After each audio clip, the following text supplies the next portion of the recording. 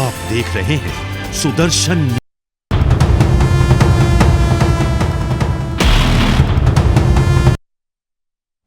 Bedroom में court की entry क्यों? ये सवाल इसलिए उमड़ घुमड़ कर रहा है क्योंकि मैरिटल रेप एक बार फिर से सुर्खियों में आ चुका है। मैरिटल रेप अपराध के दायरे में है या नहीं है, इसे लेकर दिल्ली हाई कोर्ट के जज एक मत नजर नहीं आए हैं। आज इसी मसले पर हम महत्वपूर्ण चर्चा करने वाले हैं।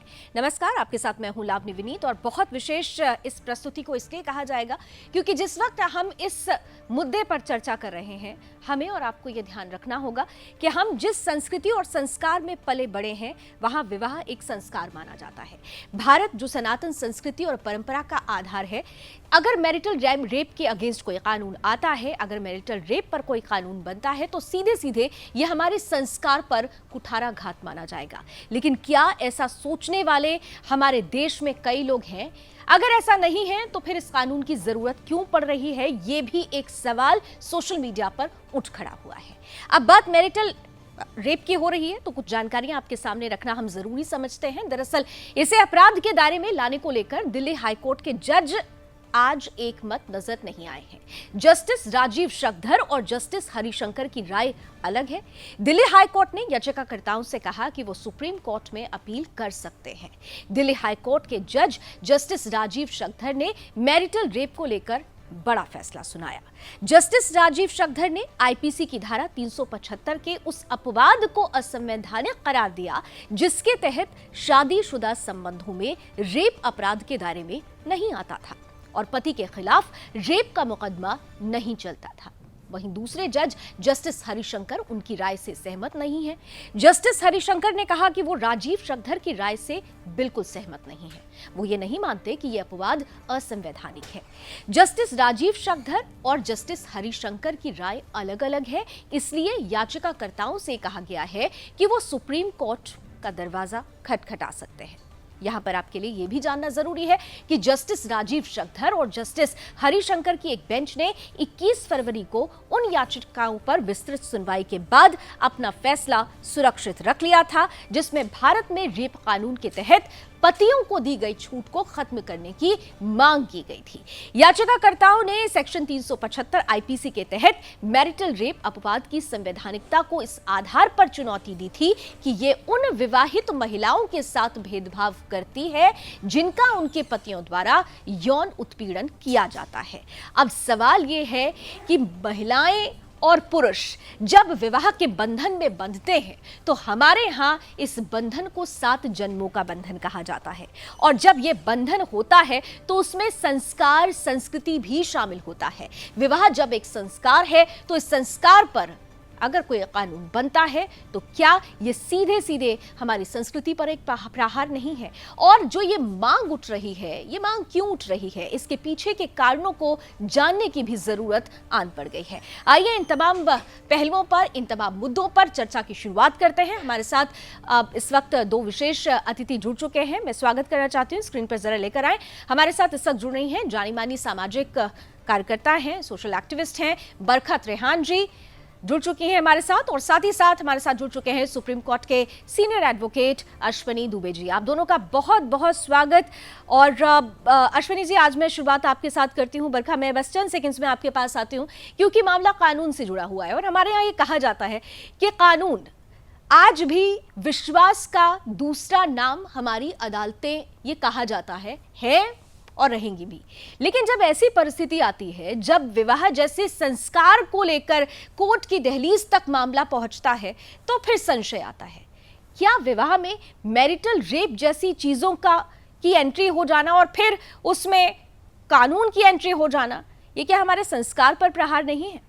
अश्विनी जी, अगर हम बात करें तो भारत में जो वैवाहिक बलात्कार की स्थिति है उसमें अभी ये क्रिमिनल एक्शन नहीं है, क्रिमिनलाइज नहीं है, क्योंकि जो एक्सेप्शन है सेक्शन 375 में वो मैरिटल डिस्कॉर्ड से जो रिलेशनशिप माने खास तौर से अगर आपस में सहमत बनता है और उसके बाद कोई डिस्प्यूट होता है तो उसको ऐसा नहीं माना जाएगा कि अगला व्यक्ति मैरिटल रेप का दोषी होगा।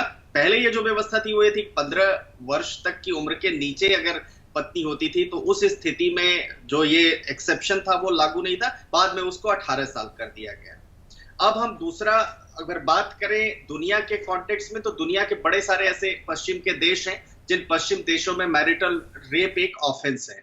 चूंकि भारत में विवाह एक संस्कार के रूप में माना जाता है, दुनिया के बाकी देशों में एक कॉन्ट्रैक्ट के रूप में माना जाता है।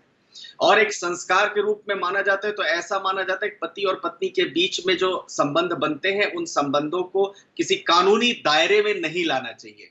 और दूसरा ये है कि अगर हम आर्टिकल 14 की बात करते हैं तो आर्टिकल 14 जो है राइट टू इक्वालिटी की बात करता है, और आर्टिकल 21 जो है वो बात करता है राइट टू लाइफ की।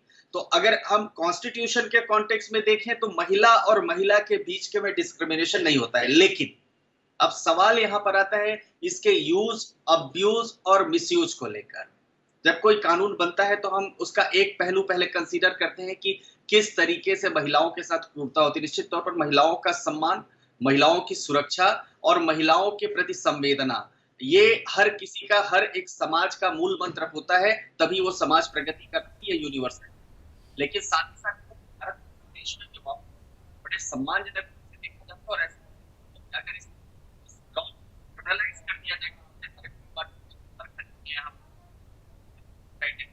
अश्विन जी, आई एम सॉरी, आपकी आवाज़ डिस्ट्रैक्ट हुई है। मैं दोबारा आपके पास आने की कोशिश करती हूँ, लेकिन इतना ज़रूर है बरखा आपके पास आते हुए, जब हम मैरिटल रेप की बात करते हैं तो एक सवाल खड़ा होता है, हम कानून इसमें लेकर आ गए, लेकिन ये भी है कि कानून तो साक्ष्य, प्रमाण, तथ्य की पुष्टि मांगता है। अब मैरिटल रेप की पुष्टि के लिए ये साक्ष्य, क्या बेडरूम में आप कोर्ट की एंट्री होगी, क्या सीसीटीवी कैमरे लगा के चेक किया जाएगा? एक तो सबसे बड़ा सवाल ये है, क्योंकि हम लोग फैमिली सिस्टम में हैं और फैमिली में होते रहते हैं विवाद, हस्बैंड वाइफ में होते रहते हैं विवाद, लेकिन मैरिटल रेप है, इसके लिए आप साक्ष्य और प्रमाण कहां से फिर लेकर आएंगे? लावनी जी, यहाँ से शुरुआत करना चाहूंगी। जो आज के जजमेंट आई है, जो आज का वर्डिक्ट है, साफ ये कहता है कि दोनों आपस में सहमत नहीं। ये कारण आपको बताओ क्यों नहीं सहमत है? क्योंकि मेंस राइट से हमने इंटरवेंशन फाइल किया था और उसमें और लोगों ने भी इंटरवेंशन फाइल किए हैं, जहां पे स्पष्ट ये बात लिखी है कि other side of the story भी पता होनी चाहिए। अगर हम वाइफ के राइट्स की बात कर रहे हैं, वुमन राइट्स की बात कर रहे हैं, तो हस्बैंड के भी कोई राइट होते हैं। और सबसे बड़ी बात, हमारा तो ताना बाना ही डिफरेंट है। भारतवर्ष संस्कारों पे चलता है, यहाँ की संस्कृति है, यहाँ सप्तपति के फेरे होते हैं, यहाँ मैरिज एक सेक्रेमेंट बॉन्ड है, जो पति पत्नी बहुत प्यार से इसको सींचते हैं, उनके बच्चे होते हैं, परिवार बनता है। पूरा जो एक लाया गया था, RIT फाउंडेशन ने जो ये लाया था, PIL पाई की थी, ये पूरे फैमिली सिस्टम को ध्वस्त करता है, मैरिज को डिस्टेबलाइज करता है, पूरे इंस्टीट्यूशन ऑफ मैरिज को खत्म करने की एक साजिश है। USA से फंडिंग आती है इन लोगों को, भारत तोड़ने वाली बातें ये करते हैं। महिला सुरक्षा और भी तो जगहों पे थी, उनके बारे में तो कभी नहीं सोचा। राजस्थान में हर रोज महिलाओं का रेप हो रहा होता है, वहां कोई कुछ नहीं बोलता। लेकिन यहाँ मुझे बताइए, घर में बेडरूम में घुसेंगे, जज साहब जाएंगे बेडरूम में देखने, कंसेंट फॉर्म साइन करेंगे, थानेदार को बैठाएंगे, पॉन रिकॉर्ड करेंगे, क्या करेंगे? मैं एक महिला हूँ, मैं जानती हूँ ऑलरेडी प्रोविजंस हैं। अगर वाइफ कोई भी अब्यूज सह रही है तो उसके पास कोर्ट कचहरी भी, पुलिस को इन्फॉर्म कर सकती है, अपने आप को हस्बैंड के साथ सेपरेट कर सकती है। जब ऑलरेडी प्रोविजंस इतने सारे हैं तो एक और नया कानून क्यों लाना है? इसके पीछे वही ताकतें, जिहादी ताकतें काम कर रही हैं, जो चाहती है कि देश में तोड़फोड़ होती रहे, चाहे रिलीजन के मामले पे होती रहे, चाहे जेंडर के मामले में होती रहे। हमेशा वो ऐसा करते हैं, महिलाओं को यूज करते हैं, वो जो है टारगेट होती है, सॉफ्ट टारगेट्स, और ऐसे करके वो पूरे डिस्टेबलाइज करना चाहते हैं पूरे इंस्टीट्यूशन को, मैरिज के, जो कि मैं तो कतई नहीं होने दूंगी। मैं इसका भरसक विरोध करती आई हूँ और करती रहूंगी। ग्राउंड पे भी किया है, डिबेट्स में भी किया है, हर जगह इसका विरोध करती रही हूँ और करती रहूंगी, हर स्थिति में, चाहे हमें सुप्रीम कोर्ट न जाना पड़े। अब हम PIL फाइल करेंगे सुप्रीम कोर्ट, हमारी ऑलरेडी एक PIL चल रही है जो दिल्ली हाई कोर्ट में थी, इंटरवेंशन जो हमने फाइल किया था। अब हम सुप्रीम कोर्ट भी जाएंगे, हम चुप नहीं बैठेंगे, क्योंकि मैं नहीं देख सकती परिवारों को उजाड़ते हुए, और खासकर हिंदू परिवार। इसका पूरा जो टारगेट है वो हिंदू परिवार के लिए है, क्योंकि वहां पे कन्वर्जन, इतने लगातार हो रहे हैं, उसमें भी बहुत सारे भाइयों ने मुझे कॉल करके, तकरीबन जिस दिन हमने ये इंटरवेंशन फाइल की थी, 100 भाइयों ने मुझे कॉल करके कहा था कि हमें विवाह के बंधन में जरूरत क्या है बंधे के, हम कन्वर्ट हो जाएंगे, ना रहेगा बांस ना बजेगी बांसुरी। अब आप कहेंगे क्या मुस्लिम्स के ऊपर ये कानून लागू नहीं होता? हाँ, लागू होता है मुस्लिम्स के ऊपर भी, लेकिन क्या पुलिस उन पर कार्रवाई करती है? क्या कुछ होता है उस तरफ? उधर तो गाड़ दिया जाता है जमीन के अंदर, बात बाहर भी नहीं निकलती। बिल्कुल क्लियर आउट, डिस्क्रिमिनेशन है यहाँ पर, एकदम क्लियरली समझ में आता है। और मुझे लगता है कि शायद अश्विनी जी की आवाज भी अब ऑडियो सही हो चुका है। अश्विनी जी, मैं आपके पास आ रही हूँ। देखिए, दो चीजें बड़ी महत्वपूर्ण होती है, हम बार बार कह रहे हैं, और आपकी पहली लाइन भी ये थी कि हम जब विदेशों की बात करते हैं तो वहां शादी एक कॉन्ट्रैक्ट है, लेकिन हमारे यहाँ कॉन्ट्रैक्ट नहीं है, ये हमारा संस्कार है, ये हमारा आधार है। और ऐसे में इसको लेकर अगर कोई कानून आता है तो निश्चित रूप से कई सवाल होंगे। लेकिन क्योंकि कोर्ट की बात है और कानून में सीधे सीधे साक्ष्य की बात, जैसे मैंने कही कि साक्ष्य और प्रमाण, क्या सिर्फ एक महिला, अगर ये हस्बैंड वाइफ है, अनबन हो सकती है, अगर कुछ होता है और उसने महज नाराजगी में ये कह दिया कि भाई ये मैरिटल रेप मेरे साथ हुआ है, तो फिर तो एक पूरा परिवार ही बिखर जाता है। साक्ष्य और प्रमाण कहां से जुटाएंगे? बेडरूम के अंदर कोई साक्ष्य और प्रमाण नहीं होता है जी। और दूसरा, समय समय पर ऑनरेबल सुप्रीम कोर्ट ने जिस तरीके से जजमेंट्स पास किया, डायरेक्शंस दिया, और पार्लियामेंट भी कानून लेकर के आया कि महिला अपराधों पर, महिलाओं के खिलाफ खास तौर से सेक्सुअल असॉल्ट के जो मामले हैं उन पर उनके स्टेटमेंट को प्रथम दृष्टया सही माना जाना चाहिए। अगर हम उस लाइन पर बात करें तो जब कोई भी मैरिटल डिस्कॉर्ड की महिला पुलिस थाने में पहुंचेगी और कहेगी कि उसके पति ने उसके साथ जबरन असॉल्ट करने की कोशिश की, तो पुलिस को निश्चित तौर पर लाइन ऑफ दो जजमेंट्स इस बात को एक्सेप्ट करना पड़ेगा। सवाल यहाँ पर यह आता है कि क्या मिसयूज और अब्यूज होगा? तो हम अब जैसा देख रहे हैं देश में डाउरी लॉज बहुत एक्सटेंसिवली उसका मिसयूज और अब्यूज हो रहा था, और इसी सुप्रीम कोर्ट ने 2014 में अरणेश कुमार स्टेट ऑफ बिहार के केस में बड़ी सारी गाइडलाइंस पास किया कि किन परिस्थितियों में आप FIR दर्ज करेंगे, किन परिस्थितियों में आप जो है अरेस्ट करेंगे, किन परिस्थितियों में आप पेरेंट्स को अरेस्ट करेंगे, किन परिस्थितियों में बाहर बैठे जो रिलेटिव्स हैं उनके ऊपर अगर FIR दर्ज हो जाती है हैरेस करने के लिए तो उनके ऊपर क्या क्या कार्रवाई होगी और कौन कौन से पैरामीटर्स लेट डाउन होंगे। और 7 साल से कम की सजा चुकी थी तो कोर्ट ने कहा कि 41A का नोटिस देना बहुत जरूरी है उस केस में, क्योंकि 2 साल मैक्सिमम पनिशमेंट है, क्योंकि कोर्ट ने नोट किया कि ये लॉ बहुत प्लांटेडली मिसयूज और अब्यूज इसका हो रहा है। अब यहाँ भी उसी डिस्कॉर्ड को सेटल करने के लिए कई बार अगर इस तरह की बातें आती हैं तो एविडेंस जुटाना मुश्किल होगा और मिसयूज भी होगा, इस बात से भी इनकार नहीं किया जा सकता। अब ये पार्लियामेंट के विजडम पे निर्भर करता है कि पार्लियामेंट कौन कौन सी स्टडीज को देखने के बाद इसको जो एक्सेप्शन है वो हटाती है और इसको क्रिमिनलाइज करती है कि नहीं। क्योंकि अगर हम 2017 के गवर्नमेंट ऑफ इंडिया के स्टैंड की बात करें तो गवर्नमेंट ऑफ इंडिया का जो स्टैंड था 2017 का, उसमें उन्होंने कहा कि भारत जैसे देश में जहां अग्नि साक्षी और विवाह को एक संस्कार, एक परंपरा के रूप में माना जाता है, वहां इस तरह की चीज नहीं हो सकती और हम पश्चिम देशों की तुलना नहीं कर सकते। दूसरा, 2020 में भी कोर्ट ने कहा कि सभी स्टेक होल्डर्स से बात करने के बाद इस पर डिसीजन लिया जाएगा। मैं इससे एक और आगे बात कह रहा हूं, क्यों नहीं ऐसे ऑफेंसेस को जेंडर न्यूट्रल बनाया जाए जिसमें मेल, फीमेल और ट्रांसजेंडर सबको ये राइट हो कि जो कोई भी सेक्सुअल असॉल्ट करेगा इक्वली लॉ उसके ऊपर एप्लीकेबल होगा। क्योंकि होता क्या है कि जब कोई फॉल्स FIR रजिस्टर होती है तो एक व्यक्ति की जिंदगी खत्म हो जाती है। हमने विष्णु तिवारी के केस में यह देखा कि 20 वर्षों तक किस तरीके से एक ऐसे केस में वो जेल में अंदर रहा, एक ऐसे ड्रैकोनियन लॉ में अंदर रहा जो ऑफेंस उसने किया ही नहीं था, लेकिन लॉ की चूंकि गंभीरता ऐसी कि उनको सजा मिली और जेल में आए। बरखा जी विष्णु तिवारी के मामले में बहुत अदब पैरवी की, तो उसके बाद जो रॉन्गफुल और मेलिशियस प्रोसिक्यूशन की बात आती भी है लावनी जी, मान लीजिए, तो तक एक आदमी का समय निकल जाता है और जिस इंटेंसिटी के साथ ऐसे केसेस को रिपोर्ट किया जाता है मीडिया में, उस इंटेंसिटी के साथ कोई बरी होता है तो नहीं दिखाया जाता है। रोहतक की महिलाओं बहनों का केस देख लीजिए, उस मामले में भी हुआ। एक थप्पड़ मारती हुई बालिका को आप लखनऊ में देख लीजिए किस तरीके से हुआ। ऐसे केसेस भी हैं यहाँ पर जहां पर चैंपियन बनने के लिए, पायनियर बनने के लिए और पर्सनल स्कोर सेटल करने के लिए भी कई बार लॉज मिसयूज होते हैं। लेकिन ये भी हम नहीं कह सकते कि मैरिटल रेप जैसे केसेस इस देश में नहीं होते।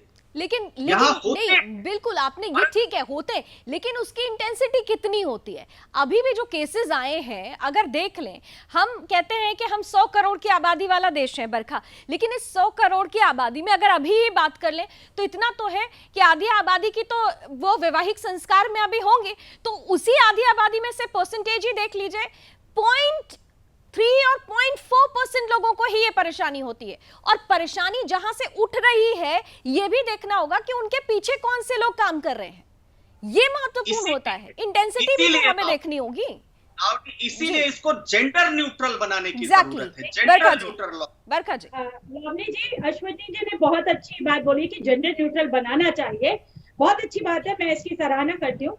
लेकिन यहाँ पर अभी मैरिटल रेप का जो जी पे डिबेट कर चुकी हूँ। हस्बैंड के राइट्स की बात नहीं करता, हमेशा हमें वाइफ के राइट्स के बारे में ही बताना है। और रही बात जो आपने परसेंटेज कही है, सच मानिए परसेंटेज जो है असल में इससे भी कम है, बहुत कम केसेस हैं, लेकिन फिर भी मैं कहूंगी कि केसेस हैं और प्रोविजन भी तो है। तो वाइफ के पास ऑलरेडी प्रोविजन है, वो अगर उसके साथ सेक्सुअल अब्यूज हो रहा है तो वो एफआईआर लिखवा सकती है, अपने आप को अलग कर सकती है हस्बैंड के साथ, डिवोर्स फाइल कर सकती है, कोर्ट जा सकती है, तमाम प्रोविजन है। तो एक और नया कानून क्यों चाहिए? देश को तोड़ने वाली ताकतें नहीं चाहती। लेकिन एक मैं आप ही के साथ कंटिन्यू करूंगी बरखा, लेकिन आपने बहुत इंपॉर्टेंट पॉइंट उठाया है कि डिवोर्स के लिए वो जा सकती है। आपको नहीं लगता कि जब मैरिटल रेप के केसेस को लेकर अगर कोई ऐसा कानून बन जाता है तो फिर तो डिवोर्स की संख्या ही बढ़ जाएगी? क्योंकि डिवोर्स में 6 महीने का एक टाइम दिया जाता है और उस 6 महीने में आप चाहें तो हस्बैंड वाइफ, हम कहते हैं ना कि हम साथ रहते हैं तो हमारी परंपरा डाइल्यूट हो जाती है चीजें, लेकिन जब ऐसा कोई कानून होगा तो फिर तो एक हाथ में हथियार रहेगा कि नहीं जी हम तो ये करके रहेंगे, तो फिर तो डिवोर्स केसेस भी बढ़ेंगे। और अभी देखिए हम सोशल मीडिया पर देख रहे हैं और हैशटैग भी चल रहा है, तो इस पर लोग लिख रहे हैं कि आप संस्कृति के नाम पर संवेदनहीनता दिखा रहे हैं। अब संस्कृति के प्रति संवेदनशीलता और संवेदनहीनता ये भी समझने की बात है। महिलाओं के मानवाधिकार की बात तो हर कोई करता है, लेकिन मानवाधिकार का पैरामीटर तैयार नहीं किया जाता है। जी, और लवनी जी मैं यहाँ पे ये भी बताना चाहूंगी, 10 साल की सीधे जेल है। पहली बात तो हस्बैंड कुछ भी कर ले, टेक्निकलिटीज पे आ जाते हैं, कुछ भी कर ले।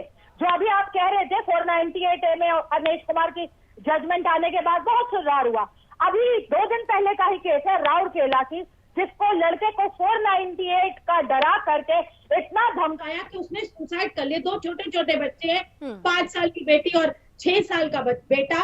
अब बताइए कितने लोग अभी भी आत्महत्या कर रहे हैं। लेकिन यहाँ पर आप देखिए उससे उलट कि हम यहाँ पर तो बेचारे हस्बैंड के पास कुछ प्रूव करने को है ही नहीं, वो कैसे बोलेगा कि ये कंसेक्सुअल था? अगर मान लीजिए अभी हमने कंसेंट फॉर्म साइन कर दिया, 5 मिनट बाद लड़की ने कंसेंट रिमूव कर दिया, लड़का तो पीक पे है, उसे पता नहीं कि लड़की ने रिमूव कर चुकी है कंसेंट, फिर बताइए ये कंसेंचुअल है कि नॉन कंसेंचुअल है? तो आप वो तो बोलते कि मेरा रेप हुआ है जी, फोर्स सेक्स था, अब इसको तो 10 साल की जेल हो गई। 10 साल के बाद क्या वो क्रिमिनल बड़ा क्रिमिनल बनेगा? तो क्या करना क्या चाहते हैं हम? सारे हॉस्पिटल, एजुकेशन इंस्टीट्यूट बंद करके जेल खोलनी चाहते हैं जहाँ पे सभी हस्बैंड्स को बलात्कारी बना दिया जाए और उन्हें जेल में डाल दिया जाए। कसाब का तो हम कुछ बिगाड़ नहीं पाते, लेकिन इन हस्बैंड को खूब टॉर्चर करो। पुलिस भी टॉर्चर करती है, सब लोग मिलकर टॉर्चर करते हैं, पैसे वसूली होती है, एक्सटॉर्शन, ब्लैकमेलिंग, आत्महत्याएं सब बढ़ते जा रहे हैं। तो कसूर क्या है? विवाह के बंधन में बंधना कसूर है? तो इसीलिए फिर मैरिज स्ट्राइक ट्रेंड कर रहा था कुछ दिन पहले। मैरिज स्ट्राइक इसीलिए ट्रेंड कर रहा था, लड़के क्यों शादी करेंगे? कतई मैं खुद एडवाइस करती हूँ कि लड़कों को शादी नहीं करनी चाहिए। और इसीलिए पूरा का पूरा जो सिस्टम है, जो हमारी, जिसको हम बार बार संस्कार, संस्कृति, परंपरा बोलते हैं, ये पूरा का पूरा तंत्र ही टूटने लगता है। अश्वनी जी, सवाल यही है कि जब तंत्र पर आघात होने लगता है तो फिर आधार कमजोर होता है। और यहाँ पर हमने देखा है, आप देखिए अंग्रेजों के समय भी यही होता था, मेजॉरिटी ऑफ पीपल जो होती थी उसके ऊपर किसी भी तरीके का एलिगेशन लगाइए, अपने अकॉर्डिंगली कानून बनाया और उनको अंदर कर दिया। तो कुछ परिस्थितियां क्या ऐसी नहीं बन रही है? और जैसा कि अभी हमने कहा कि डिवोर्स केसेस में आप थोड़ा सा, क्योंकि आप कानून पक्ष को ज्यादा अच्छे से कानूनी पक्ष को समझा सकेंगे कि 6 महीने का एक डाइल्यूट पीरियड होता है।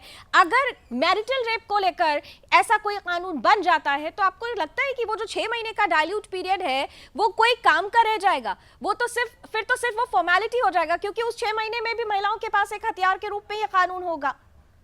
देखिए, सबसे पहले किसी सुधार कानून को लाया जाता है तो स्टेक होल्डर से डिस्कशन किया जाता है, उसके प्रॉस और कॉन्स, और उसके जो अपवाद होंगे किस तरीके से उसका बेजा इस्तेमाल होगा, किस तरीके से उसको जो है अपने पर्सनल स्कोर्स को सेटल करने के लिए इस्तेमाल किया जाएगा। आज की तारीख में इस पर चर्चा जरूर होगी, और पार्लियामेंट में बड़े सारे ऐसे भी लोग हैं जो लोग डायरेक्टली इनडायरेक्टली इन केसेस को देखते हैं, फेस करते हैं कि केसेस रजिस्टर होते हैं और उसके बाद उनकी सुनवाई में जुडिशियल सिस्टम से समय लगता है, और व्यक्ति के ऊपर जैसे ही केस रजिस्टर होता है बिना आउटकम का वेट किए ही उस व्यक्ति को अपराधी घोषित कर दिया जाता है, मीडिया ट्रायल के द्वारा, सामाजिक ट्रायल के द्वारा और पब्लिक के ओपिनियन के द्वारा। उसको कैसे सेंश्योर किया जाएगा, ये बड़ा चिंतनीय विषय होगा, नंबर 1। नंबर 2, कोर्ट्स पायनियर है इस देश की। जब कभी भी समाज सुधारों की बात आती है, रिफॉर्म्स की बात आती है, लॉस की बात आती है, तो बड़े सारे स्टेक होल्डर्स को सुनने के बाद कोर्ट्स डिसीजन लेती है। और इसीलिए मैं समझता हूं कि जो ये स्प्लिट जजमेंट है 2 जजेस की, इसीलिए आई कि एक ऑनरेबल जज एग्री कर रहे थे, एक ऑनरेबल जज एग्री नहीं कर रहे थे। अब final call honourable supreme court को लेनी है। अब सवाल यहां पर लावनी जी बड़ा छोटा सा और बेसिक सा है। भारत का संविधान जब इक्वालिटी की बात करता है तो क्या महिला और महिला के बीच में सिर्फ विवाह होने की वजह से उसमें भिन्नता आ जाती है? ये एक बड़ा प्रश्न जो आर्ग्यूमेंट का भी है, जो आएगा और आगे भी आएगा।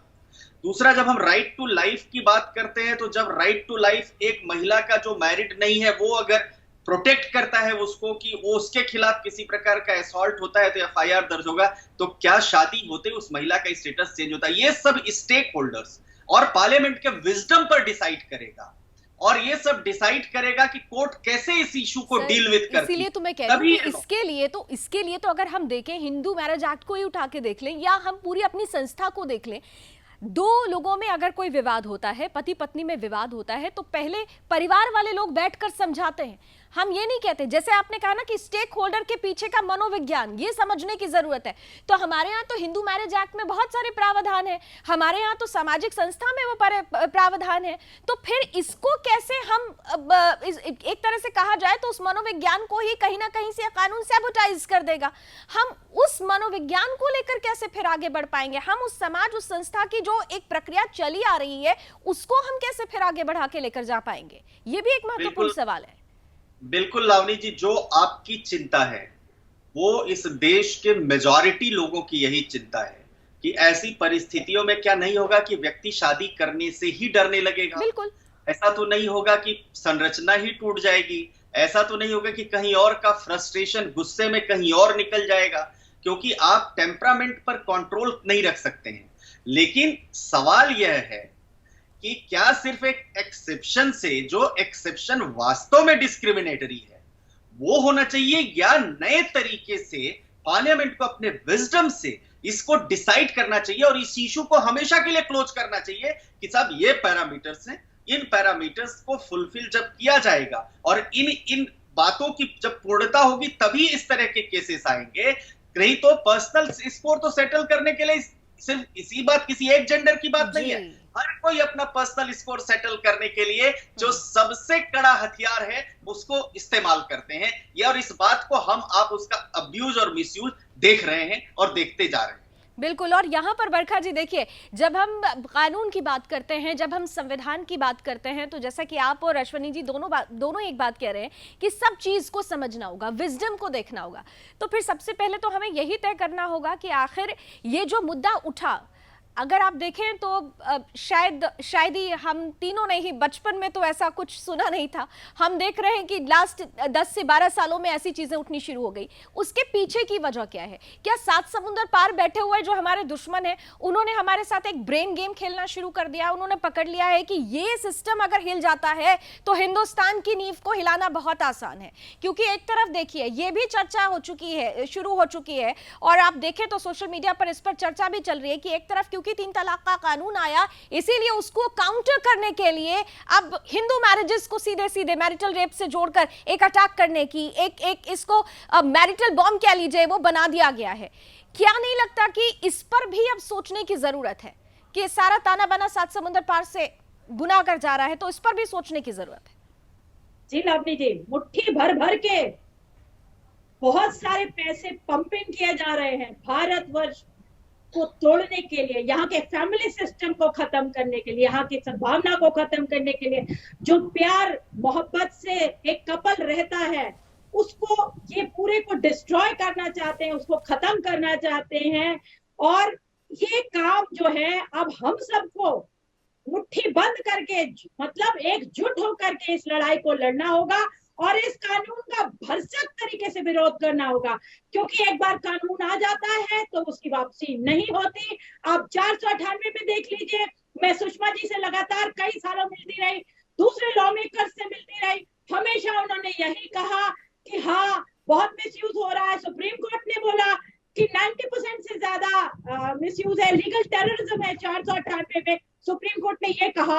और हम सब जानते हैं तकरीबन 90% से भी ज्यादा मिसयूज है। जो रेप लॉस की बात कर रहे थे अभी अश्वनी जी, विष्णु तिवारी का केस बता रहे थे, वहां पे तो उन्होंने कभी रेप किया ही नहीं, लेकिन उन्होंने उसकी सजा 20 साल काटी।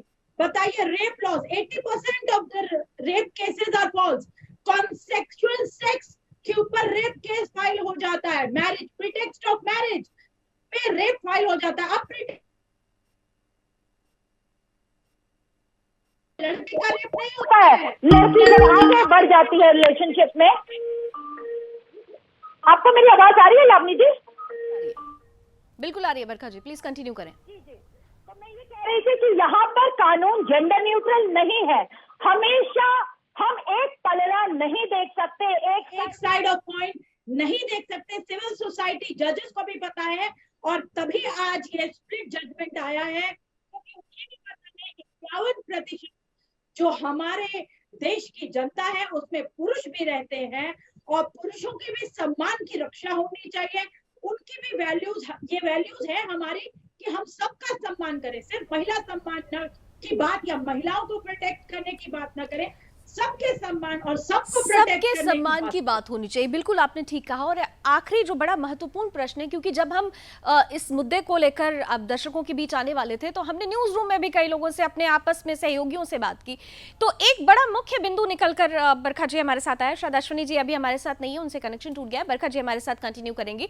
अब मुद्दा निकल कर आया कि ये जो सब मैरिटल रेप जैसे केसेस जो सामने आए हैं, वो दरअसल जो शादी में उम्र का जो अंतर बढ़ गया है, हम कहीं पर देखते हैं कि महिला की उम्र बड़ी है, पुरुष की उम्र कम है, या पुरुष ज्यादा उम्र बड़ी है, महिला की उम्र कम है, तो ईगो जो बीच में आ जाता है, क्या ये एक ईगो क्लैश का परिणाम हो सकता है जो परिस्थितियां ये बन रही हैं? ये इसलिए मैंने ये सवाल इसलिए आपके बीच रखा क्योंकि ये एक सामाजिक मुद्दा है, और इसीलिए ऐसे मुद्दों पर भी चर्चा जरूरी होती है। लावनी जी, हमने ना पूरी तरीके से एप कर लिया है वेस्ट को, हर चीज हम वहां से उठा के ले आते हैं। माय बॉडी माय चॉइस भी हमने वहां से उठाई, बॉलीवुड ने ये सब कुछ हमें सिखाया, और कैसे हमने देखा कि किस तरीके से हम अपनी संस्कृति को खराब करते गए, और ऐसी चीजें जो है एक दुष्परिणाम लाती हैं समाज में। ईगो प्रॉब्लम्स तो बहुत बढ़ गई है।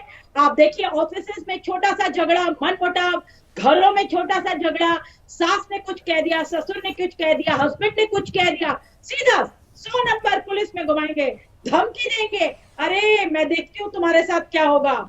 आप छोटे से ऑफिस में, या आप कहीं फ्रेंड्स बैठे हुए हैं कॉलेज में, या कहीं पे भी घूमने गए हैं, वहां कोई मतभेद हो गया, लड़ाई हो गई, लड़की कहती है अब मैं देखती हूँ तुम्हारा क्या करती हो, देखो तुम घर नहीं पहुंच पाओगे, उससे पहले देखना तुम्हारे को पुलिस पकड़ लेगी। तो ऐसी घटनाएं, ऐसे जो केसेस है बढ़ते ही जा रहे हैं। अगर ये केसेस ना बढ़ते होते तो आप मुझे बताइए लावनी जी, 2.5 गुना पुरुष आत्महत्याएं क्यों कर रहे हैं? ईगो तो दोनों तरफ है, लेकिन पुरुष की सुनवाई नहीं है, इसलिए वो सोचते हैं कि चलो आत्महत्या ही कर लो। ईगो की प्रॉब्लम बहुत बढ़ती जा रही है। हम एक दूसरे को इंसान समझने के लिए नहीं तैयार है। हम इतना अपने आप में इतने ज्यादा हम डूबे हुए हैं, एक नशे में हैं, जो कि हम सोचते हैं कि सब हम भगवान हैं। हम किसी के ऊपर बात नहीं करना चाहते, किसी के साथ हमें कोई भी एक रिस्पेक्ट नहीं है, ना हम कोई प्यार से रहना चाहते हैं, हर बात में धमकी, तानाकसी, इससे जीवन नहीं चलता। जी पहले परिवार होते थे, हमारी माओ ने नहीं जीवन व्यतीत किया, हमने नहीं जीवन व्यतीत किया क्या? लेकिन आज की जनरेशन में ये चीजें ज्यादा होती जा रही है। आज शादी, कल डिवोर्स रेट देखिए कितना बढ़ता जा रहा है। तो इसीलिए तो जरूरी है कि उसके पीछे का मनोविज्ञान और उस मनोविज्ञान की धार कहां पर है, उसका धागा किसके हाथों में है, उनको भी कटघरे में खड़ा करने की जरूरत है। थैंक यू सो मच बरखा जी, बड़े महत्वपूर्ण मुद्दे पर आपने संजीदगी के साथ हमारे साथ इस पूरे चर्चा में हिस्सा लिया। अश्विनी जी का भी बहुत बहुत धन्यवाद, हमारे साथ वो जुड़े। इतना तो जरूर है, बेडरूम में कोर्ट की एंट्री, ये सवाल इसलिए भी अब उठ खड़ा हुआ है क्योंकि जब हम विवाह की बात करते हैं, मैं बार बार कहूंगी कि हम और आप एक संस्कार में बनते हैं, और अगर संस्कार पर प्रहार होता है तो ये हमारी आने वाली पीढ़ियों के लिए बिल्कुल भी ठीक नहीं है। महिलाओं के लिए मानवाधिकार की बातें करना, उनकी समकक्षता की बातें करना, ये सब कुछ अच्छा है, लेकिन होना भी चाहिए। लेकिन जब कभी भी कोई कानून बने तो फिर उसके पीछे का मनोविज्ञान भी समझना चाहिए, और इसीलिए विवाह एक संस्कार है। जब इससे जुड़ा हुआ कोई मुद्दा आए तो सबसे पहले मनोविज्ञान को आधार बनाइए। चलिए, उम्मीद करते हैं कि इस पर कोई सार्थक फैसला जरूर आएगा। इसी उम्मीद के साथ अभी बस इतना ही। देश और दुनिया की तमाम खबरों के लिए आप जुड़े रहिए सुदर्शन न्यूज के साथ। जय हिंद।